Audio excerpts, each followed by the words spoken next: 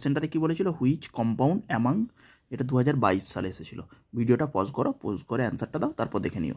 Which compound among the following is not an aromatic, কোনটা aromatic নয়। তাহলে কোন মলিকুলগুলো অ্যারোমেটিক হয়? অ্যারোমেটিক হওয়ার সত্ত্ব হচ্ছে স্যার 1 নম্বর হতে হয় সাইক্লিক, 2 নম্বর হতে হয় সাইক্লিক, মানে এই যে সাইক্লিক মলিকুল, এগুলো সব সাইক্লিক মলিকুল।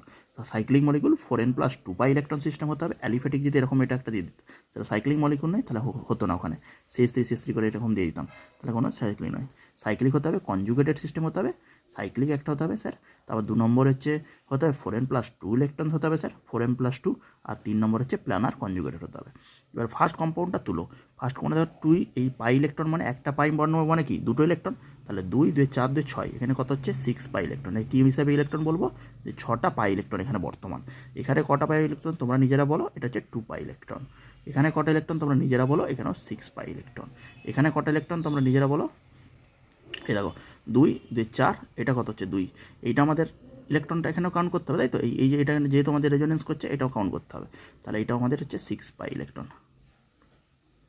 ঠিক আছে, এবার কীভাবে হলো দেখো, এবারে দেখো এই প্রথম মলিকুলটা তুলো, এটা হচ্ছে আমাদের 6 পাই ইলেকট্রন, এটা সাইক্লিক মলিকুল প্রথম হলো। 4n+2 pi electron system, 4n+2 এ পড়ছে নাকি দেখো, 6 পাই ইলেকট্রনটা 4n+2 এ পড়ছে, যদি দেখো 4n+2 কীভাবে পড়ছে, n এর মান 0, 1, 2, 3 করে পুট করতে যাবো, তাহলে এখানে দেখো n এর মান যদি আমি 1 বসিয়ে দিই, তাহলেই 4 × 1+2, তাহলে হচ্ছে 6 পাই ইলেকট্রন ম্যাচ করে যাচ্ছে। তারপরে এটা অ্যারোমেটিক, এইটা আমাদের 2 ইলেকট্রন সিস্টেম, এটা আমাদের অ্যারোমেটিক। 2 ইলেকট্রন সিস্টেম এখানে কী হতো, এখানে মান 0 বসালে 2 ইলেকট্রন সিস্টেম পড়ে যেত, তাহলে এটাও অ্যারোমেটিক। এবারে কি 3 নম্বর শর্ত, প্ল্যানার, এইটাও প্ল্যানার, কারণ এই পজিটিভ চার্জ নেগেটিভ চার্জ যদি আমাদের কম্পাউন্ডে দিয়ে দেয়, সেটা আমাদেরকে প্ল্যানারিটি অর্জন করে যায়, কারণ হচ্ছে রেজোনেন্স করতে পারে, আর রেজোনেন্স হচ্ছে আমাদের প্ল্যানার মলিকুলেই একমাত্র হয়। তাহলে এইটা পজিটিভ দিয়ে দিয়েছে মানে এটাও প্ল্যানার করে দিয়েছে, এটাকেও প্ল্যানার করে দিয়েছে, এটাকেও দেখো 2, 2, 4, 2, 6 ইলেকট্রন, এটাও কনজুগেশন করতে পারছে, মানে এটাকেও আমাদের প্ল্যানার সৃষ্টি করে দিয়েছে।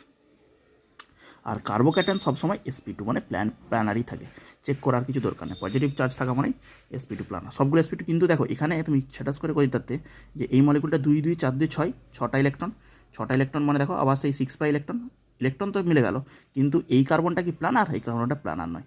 দেখো এই হাইড্রোজেন, যখন আমি এরকম কার্বনের হাইড্রোজেন সিগমা বন্ড গঠন করে, দেখো তো 1, 2, 3, 4, 4টে সিগমা আছে, তাহলে 4টে যখন সিগমা গঠন করে সেটা কি হয়, sp3 হয়ে যায় না, 3 সিগমা মানে কি sp2 হয়ে যায় না।